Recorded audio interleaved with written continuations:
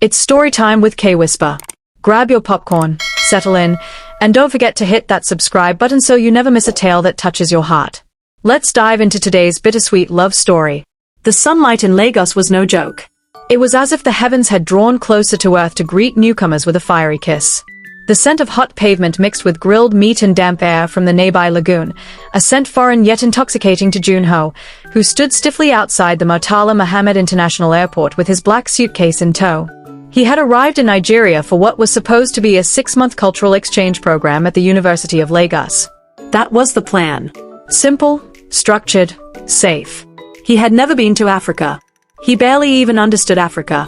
All he knew were the headlines, the documentaries, and his father's warnings. Be careful, his father had said over the phone in Korean. Not all places are like Seoul. Still, he was here. A stranger in a country where the air felt alive and even the noise had rhythm. He stepped into the waiting car sent by the university and tried not to panic. Unilag buzzed like a beehive, its gates welcoming thousands of students wrapped in color, sweat, and dreams. Joon-ho's taxi pulled up near the Faculty of Arts. He peered out of the window, overwhelmed. He saw students laughing, arguing, rushing to lectures. Girls with braids, guys with loud music, hawkers selling gala and la casera to sleepy undergrads. His chest tightened. He had never felt so foreign before. Inside the hall, orientation had already started. Volunteers buzzed about, distributing files, collecting forms, ushering people. And then, like something out of a slow-motion scene, she walked in. Ephima, wearing a red and yellow Ankara shirt, her jeans hugging her like they had known her body all her life. Her braids were tied in a high puff, her skin glowed against the fluorescent light, and her laughter rang out like a soft bell. She noticed the Korean boy standing stiffly near the window, eyes darting like he was watching a movie he didn't understand. Newbie spotted, she whispered to her fellow volunteer. No, dull yourself, go welcome him now. Uche nudged. With practiced confidence, she walked over and offered a warm smile. Hi.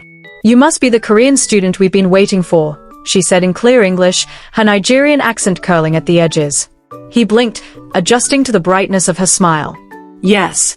I am Junho. Joon-ho. She tried the name on her tongue. Sounds like a pop star. I'm Ephima. Welcome to Unilag. He gave a small bow. Nice to meet you. Relax, she said, gently punching his shoulder. We don't bow here. Just smile. He tried. It looked more like a grimace than a smile. She laughed. We'll work on that. Ephima was assigned to guide him for the first 2 weeks, and she took the job seriously. She helped him open a bank account, get a local SIM card, showed him where to buy food that wouldn't kill his stomach, and how to dodge mosquitoes and dodgy roommates. One day, she took him to get street food. Welcome to the world of suya, she said proudly, handing him a newspaper-wrapped skewer of grilled meat. He sniffed it. Is it beef? Mostly. Mostly, he repeated. Don't ask too many questions. Just eat. He did. His eyes watered instantly. She burst into laughter as he coughed and reached for a bottle of water. You're trying, she said between laughs. You'll survive. He wiped his mouth. Spicy, but good. She smiled at him. And for the first time, he smiled back, really smiled. Weeks passed, and Lagos began to change Junho. He no longer wore button-up shirts daily. He started greeting people in pidgin, how far, even if his accent made them chuckle. He learned to navigate Danfo buses and even started humming Afrobeat songs in the shower. But more than the culture, it was Ephima that softened him. He found himself looking for her in crowds. He timed his schedule around hers. Every conversation they had was a new layer peeled. She talked about growing up in Ajagunal, her father's dreams of becoming a landlord that collapsed with the economy, her mother's late-night prayers. He told her about his mother who died when he was 13, his stoic father who raised him alone, and how he never felt seen. Until her. One evening, they sat by the lagoon front, the sky painted in hues of purple and orange. Do you miss home? She asked. I used to. Not anymore. She turned to him. Why? He looked at her, his voice quiet. Because you're here. That night, when she dropped him off at his hostel, he lingered at the gate. Ephima. Yes. He stepped closer, unsure. Can I hold your hand? She paused, then extended her fingers toward him. His fingers slipped between hers. NAWAO, Korean boys falling in love, she teased, but her voice trembled. He smiled. Maybe I already did. They became inseparable. Study dates turned into long walks. Movie nights turned into sleepovers. They shared secrets under mosquito nets, whispered dreams in the dark. One night, as they lay on the floor of his small room, her head resting on his chest, she asked, "What happens when you go back?" He was silent. "You will go back, right?" she pressed. "I don't want to think about that," he said. "But it'll happen." He nodded slowly. "Yes." She sat up, her eyes glistening. "Don't make me a story you'll tell your wife someday." "You're not a story," he whispered. "You're everything." She looked at him for a long time, then kissed him, as if trying to imprint herself on his soul. Then came the day everything cracked. He didn't show up for class. Or their lunch date. His phone was off. She waited. 1 day. 2. 3. By the 4th day, she knew. He was gone. No note. No text. No goodbye. Just silence. Lagos nights were never truly quiet. Even when the streets fell asleep, there was always something. Distant horns, chirping crickets, the hum of a generator, or the soft crackle of heat escaping tired rooftops. Ephima lay on her bed, staring at the ceiling fan rotating with lazy creaks. It didn't blow enough air to cool her thoughts. It had been 2 weeks since Junho disappeared. 14 days of calls that went unanswered. Messages that turned blue but received no reply. A visit to the international student housing revealed nothing. His room was empty, cleared out. The other foreign students only shrugged. "I think he flew out," one said. "Emergency, I heard." Emergency? That word clawed at her like a ghost she couldn't punch. He hadn't even said goodbye. Her heart vacillated between rage and heartbreak, confusion and denial. She kept scrolling through her gallery, pausing at the blurry selfie they took at Takwa Bay. His face, his smile, his eyes. How could someone vanish so completely? She pressed her phone to her chest. Was any of it even real? 3 weeks later, the nausea began. She brushed it off at first. Maybe stress. Maybe she hadn't eaten. Lagos was wild enough to confuse the body. But then came the fatigue. And the missed period. She bought a test from a small pharmacy tucked behind a roadside stall. The woman who sold it didn't even look her in the eye. Ephima took it to her room, waited until Luce left, and stared at it like it might explode. She peed. She waited. 2 lines. 2 faint, taunting pink lines. Her breath caught. "I didn't mean to. No," she whispered. "No, no, no." She took 2 more. Same result. Uche sat on the edge of the bed, stunned. "So, he got you pregnant?" Ephima stared at the fan again. "Yes." "And he's gone." Just like that. There was silence. Then Uche pulled her into a hug. "God will help you, babe." Ephima didn't cry. Not yet. Her heart was a stone wrapped in ice. Her stomach already a battleground. The world outside kept spinning while hers had stopped. When she told her parents, her mother collapsed into a chair, wailing. Her father stood, silent and red-eyed, before walking out of the house. "Ephima, why?" her mother sobbed. "You were the hope of this family." "I didn't plan it," she whispered. "Where is the boy?" "Gone." "You don't even know his people." "I don't." Her mother wept harder. By her 4th month, Ephima left school. She couldn't focus. Couldn't hide the bump. She got a job at a bakery in Seoul, cleaning floors and arranging bread in glass shelves. In the evenings, she sold thrift clothes on her Instagram page. At night, she worked at a gas station kiosk on weekends, counting coins with swollen feet. Customers stared at her belly. Some offered sympathy. Most offered judgment. "Another statistic," someone murmured once. She heard. She swallowed it whole. The child kicked for the first time during a thunderstorm. She was curled up in her mother's small parlor, rubbing shea butter on her stomach, when she felt it, a flutter, like a bird trapped in a cage. She gasped. Then smiled. "You're really in there," she whispered. She didn't know if it was a boy or girl. She didn't want to know. All she knew was that this child was hers. And she would fight for it. Labor came in the early hours of a dusty Harmattan morning. The air was dry, cool, and the sky pale with exhaustion. She screamed. She bled. She nearly broke Uche's fingers. But after hours of agony, she held him in her arms, a boy. Small. Quiet. Eyes squinting at her like he already knew pain. She wept. "I'll call you Minifa," she whispered. You are my miracle. Raising him was war. No money. No peace. No help, except for her mother, who slowly warmed to the child. Her father never came back home. Ephima worked like her soul was on fire. She sold more clothes, cleaned houses, and eventually picked up tutoring jobs. She juggled diapers and formulas with textbooks, online courses, and job applications. At night, she'd watch him sleep, his pale skin a contrast against her own, his straight black hair curling at the ends like a soft rebellion. People stared. Some mocked. Others admired. But she only focused on one thing, his future. On Minifa's second birthday, she used her last 1,500 Nigerian nairas to buy a small vanilla cake. She lit one candle. He giggled, clapping his tiny hands as she sang. She kissed his forehead and whispered, "You're the reason I keep breathing." Then she looked at the old photo she kept hidden, her and Junho under the mango tree. And for the first time in 2 years, she whispered his name aloud. "Where are you?" Lagos didn't change for anyone. The buses still sped like demons down Third Mainland Bridge. Traders still shouted prices over each other at Yaba Market. Street preachers still screamed repentance into crackling megaphones. But Ephima had changed. She was now in her final year, juggling her studies and raising Minifa, her now 3-year-old son whose smile melted even the iciest strangers. Her hair was shorter now, always packed into a puff for convenience. Her eyes had grown wiser, sharper, but there was still that soft trace of longing when she stared at the sea. Minifa was her world.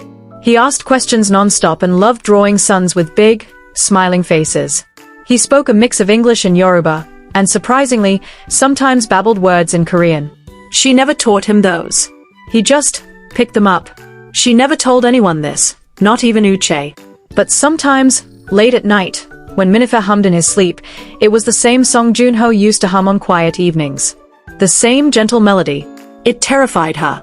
Then came the day that changed everything. It was supposed to be a normal Thursday. Ephima had a presentation in class, and Minifa was with her mother. As she hurried past the university gate, distracted by her phone, a black SUV drove by and stopped abruptly. She barely noticed until she heard her name. Ephima. She turned slowly, and the past hit her like a thunderstorm. He was standing by the car. Taller, broader, but still him. The same slanted eyes. The same nervous energy in his hands. The same voice, low, unsure. Her heart stopped. Her bag nearly slipped from her shoulder. "Junho," she whispered. He nodded. She didn't move. He took a step forward, then stopped. I came back. 3 years, she said, her voice tight. You disappeared for 3 years. You left me. He lowered his head. I didn't know, you were pregnant. She blinked hard. So you heard. I found out, yesterday. From who? Instagram. I saw your page. Then I saw him. She clutched her bag like it could hold her together. You stalked me. I searched. I've been back in Nigeria for a week. I'm working on a film documentary, cultural exchanges. My company got a grant.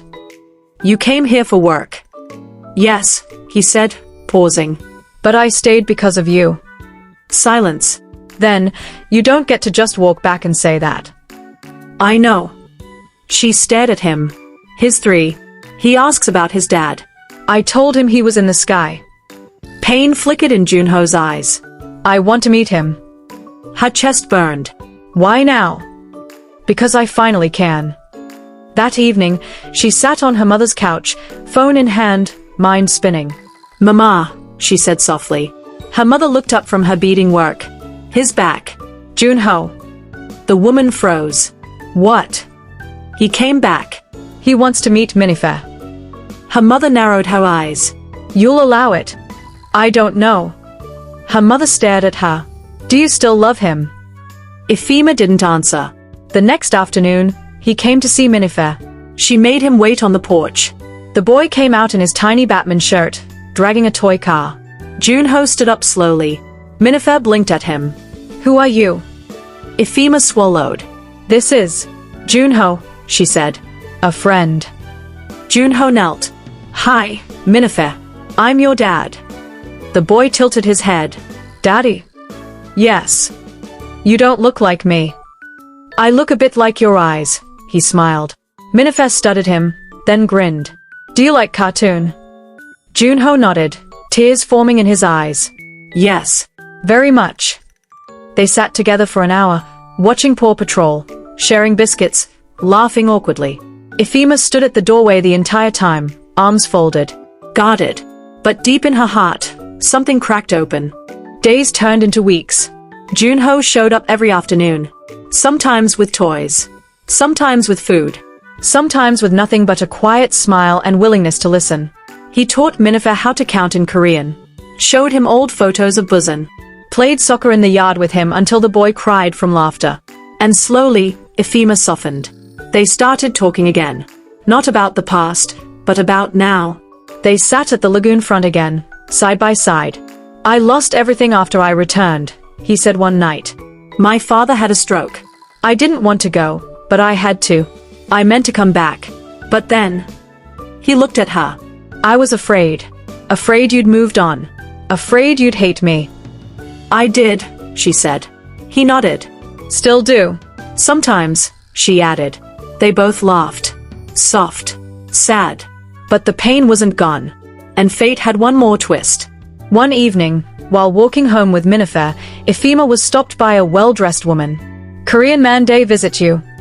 Ephima blinked. Excuse me. I see him. Rich guy. Fine car.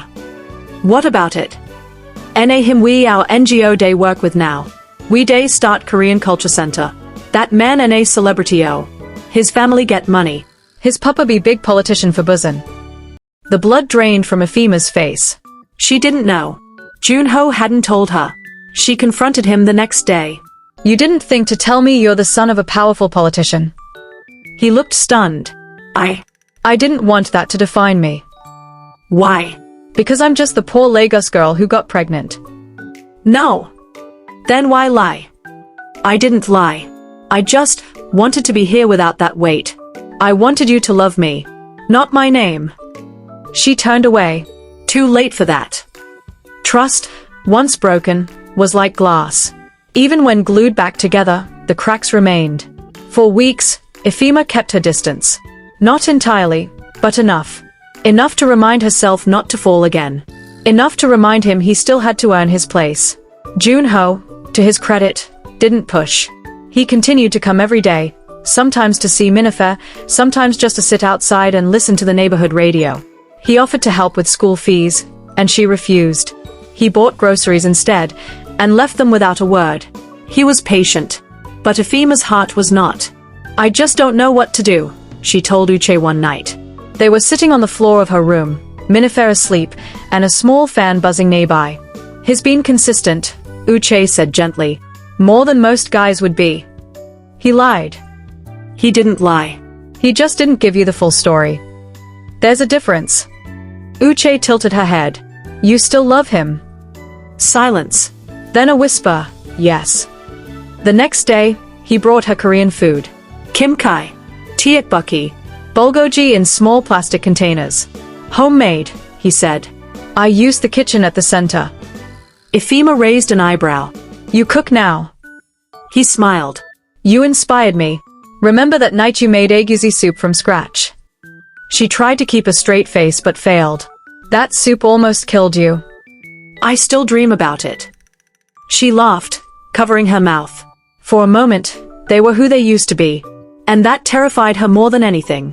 One evening, as the sun dipped below the city skyline, he sat beside her on the porch while Minifa played with a toy car. I've been offered a permanent position here, he said. She turned sharply. In Lagos. He nodded. The Korean Cultural Center wants me to run their language and exchange programs. That's big. It is. So you're staying? I want to. Silence. I want to stay, with you, with him. She looked down at her hands. You don't owe us anything, Junho. I'm not doing this out of guilt. Then why? He turned toward her, eyes searching hers. Because I still love you. Because I've always loved you. And because I want to build something real, with you. Then, he reached into his bag and pulled out a small black box. She blinked. No, don't. He opened it. Inside was a silver ring with a tiny blue stone. I know I hurt you. I know I failed you. But I also know I want to make it right. I want to marry you, Ephima. Tears filled her eyes. This isn't a movie, she whispered. There's no fairy tale ending here. I don't want a fairy tale. I just want us. She stood up suddenly, shaking her head. I need time. I'll wait. The neighborhood buzzed with the news. She'd win jackpot. But Ephima didn't feel like a winner. Her heart was still wrestling between past wounds and present tenderness. One moment, she pictured a life with him. The next, she pictured him leaving again, with their son asking, "Where's Daddy?" One Saturday, she took Minifa to the cultural center. He ran into Junho's arms like it was the most natural thing in the world. Junho was teaching a group of children how to write their names in Hangul. Minifa joined, smiling proudly as he wrote on the whiteboard. Ephima watched from the back, hand over her chest. That night, Minifa said, "Mummy, I want Daddy to live with us forever." She didn't answer. A week later, her father showed up at the house. He hadn't spoken to her since the pregnancy. But he came now, holding a folded newspaper. On the cover was a photo of Joon-ho at a charity event. Her father handed it to her without a word, then said, "Tell him to come see me." It was the most awkward family dinner in history. Her father sat stiffly, eating slowly. Her mother, tense but hopeful. Junho, nervous but respectful. He bowed, spoke slowly, explained everything. "I love your daughter. I want to marry her. Not because I feel trapped, but because I feel lucky." Her father didn't smile.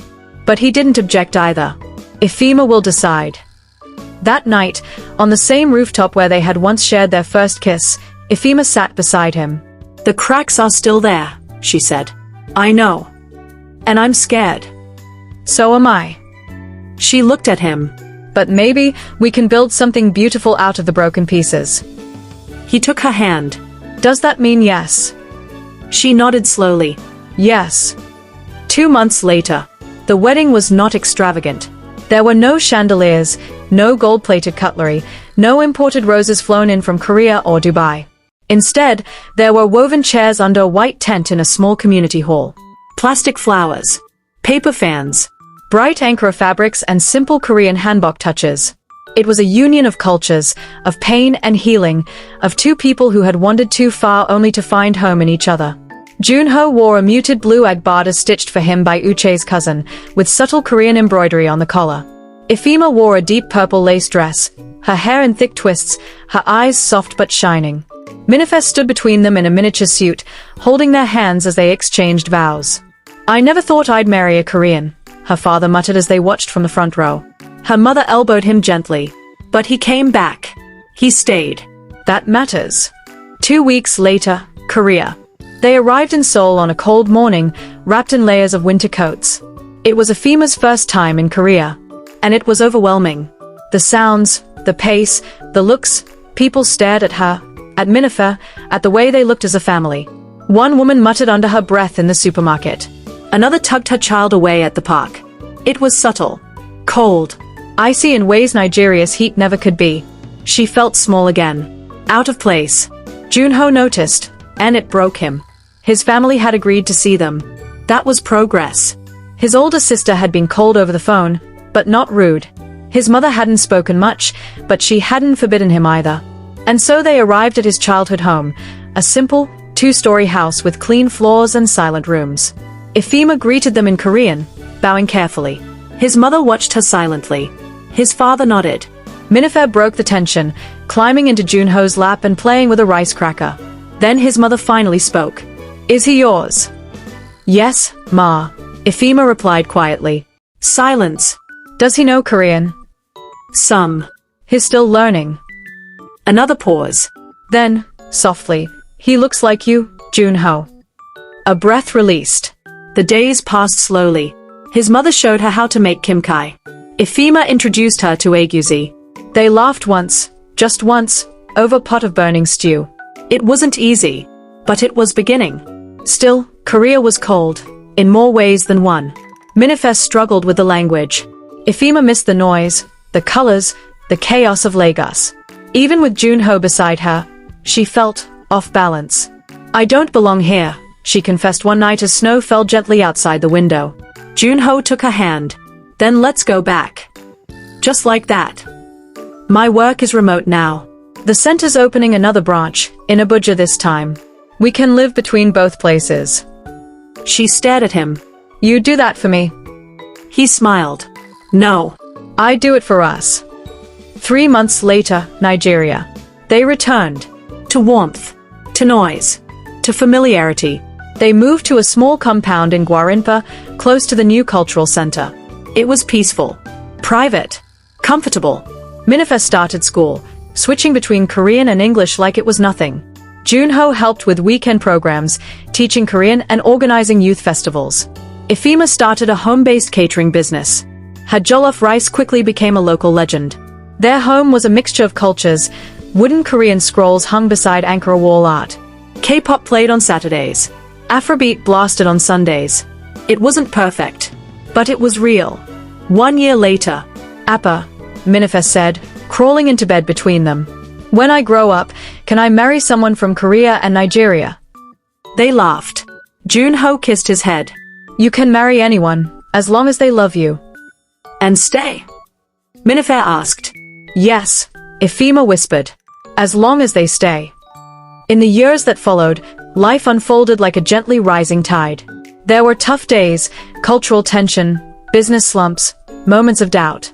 But there were also moments so tender they stole the breath. Watching Minifa learn to ride a bike. Cooking together on rainy days. Late-night drives through Abuja. And in each of those moments, they remembered. Love didn't need to be grand.